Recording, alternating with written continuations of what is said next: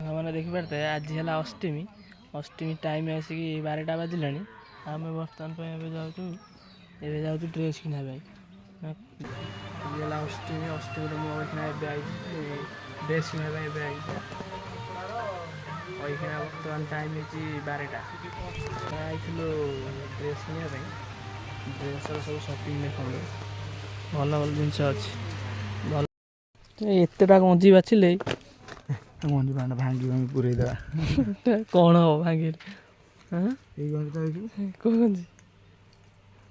ଆଉ ବ୍ଲାକ୍ଟା ଥିଲା ବ୍ଲାକ୍ ମନା କରୁଛୁ। ମନା କରୁଛି? ମୁଁ କାହିଁ ମନା କରିବି? ତୁ ନଉନୁ। 12ଟାରୁ ଗୋଟାଏ ହେଇଗଲା ଗଞ୍ଜି ବାଛିବା ତୋର। ମୁଁ ଆଇଲି ଅଧଘଣ୍ଟାରେ ମୋର କାମ ଶେଷ। ଆଉ ଗୋଟେ ଟେଷ୍ଟିଂ ହେଲା। କେଇଟା ନଉଛି ଦେଖ, ଗୋଟେ ଦିଟା ଏଇଟା ଗୋଟେ।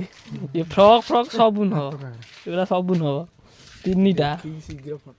ତିନିଟା ଗୋଟେ ପିନ୍ଧୁଛି 4ଟା। ଆ ଭିତରକୁ କୋଉଟା ନଉନୁ? ଟାଇମ୍ ଗୋଟାଏ ହେଲେ ଜାଣିଛୁ ନା ନାଇଁ? ଆଉ ଡ୍ରେସ୍ ପିନ୍ଧିବୁ କେତେବେଳେ?